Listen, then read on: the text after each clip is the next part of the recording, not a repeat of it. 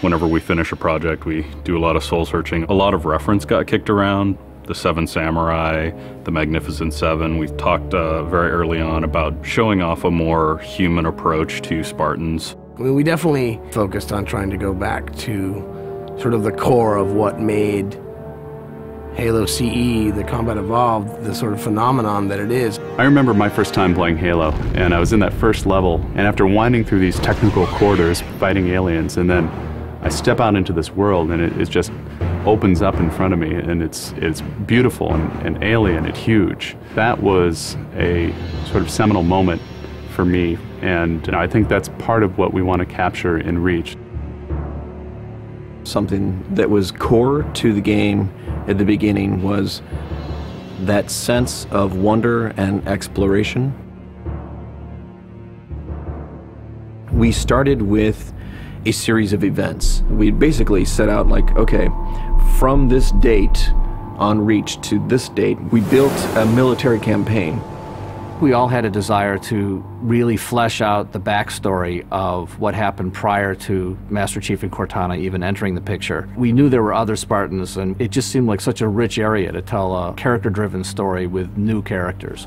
We wanted this team to feel like a Delta Force type team that are usually a smaller number. Why are we not seeing explosives residue? This particular team, Noble Team, they've survived by staying together. You're Noble 6, you're a replacement for a Spartan that's died. You're experiencing this story, boots in the mud. We looked at the story of Reach, and it was obviously a more intimate, character-driven story.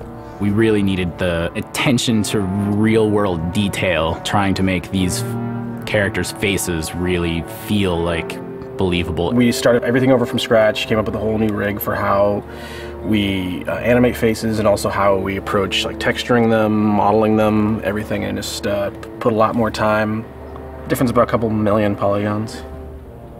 We absolutely want Reach to tell a human story, and that's going to require us to invest significantly into higher fidelity models, much more open environments, larger numbers of AI than ever before in a Halo game.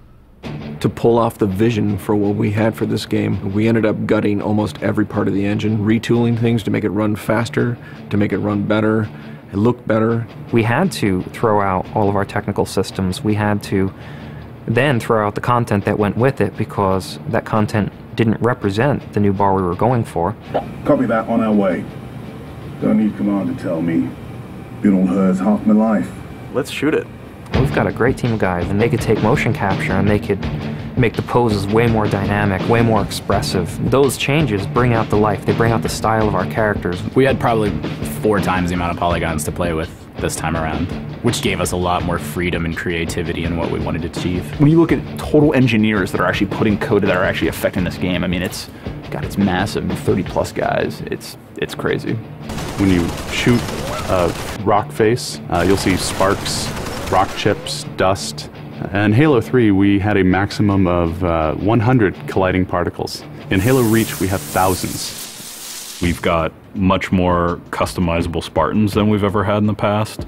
The number of polygons we can draw at one time has skyrocketed. It's changed the way we build things up close as well as out far. This is where Noble Team arrives, and then you're going to work your way down, all the way down these terraces. Big open environments, epic skyboxes. These are things that are quintessential to Halo. Like, we're building a planet that exists 500 years from now. We want to build spaces that you want to explore. We want to put twice as many characters, vehicles, and weapons into that environment. That's going to require massive improvements to the way we handle our artificial intelligence in the game. We now can put so many AI in an encounter that you can put 4 Spartans, the player, 8 Marines against 30-ish Covenant, and that's an actual serious challenge. Bringing the elites back was something that was really a true joy for us because they're such an awesome character to fight. What if the Spartans and the soldiers don't actually understand what the aliens are saying? What's that going to feel like? What if we can get back to having the aliens feel really alien and threatening? These people and this planet and this story deserve something new and different. Just a different underlying sense of tragedy, heroism. We're rebuilding everything from the ground up.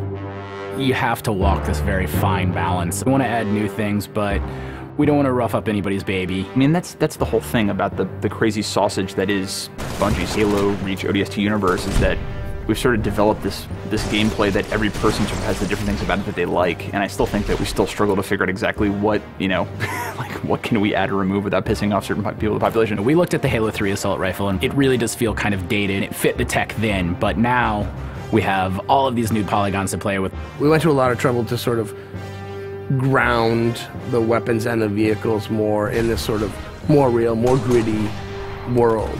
We refined a lot of the weapons to push them into their particular role, and that role is defined a lot by range and the range of combat that you're going to play. For instance, the DMR, which is a sort of medium to long range suppression marksman rifle. It's going to be a sandbox game. It's not going to be a carefully scripted game where every movement of the AI is controlled by a mission designer. It's much broader than that. It allows the player to deal with encounters in their own specific way. There's definitely going to be offhand grenade throwing. There's definitely going to be vehicles. There's definitely going to be a large number of weapons that are incredibly powerful, incredibly accurate, that allow the player to feel like a badass. Now, if you melee him in the back of the head like you really mean it, you're holding down on the button, and you will launch into this more elaborate animation sequence. It's going to be a very different campaign experience for people overall. We're doing stuff in the campaign that people absolutely won't expect from a Halo game. Bigger battles, brand new cast of characters. An incredibly ambitious game. Every neuron in my head is firing with just reach, reach, reach. We knew from the beginning what the end was going to be. This is the definitive Halo made by the people who created Halo.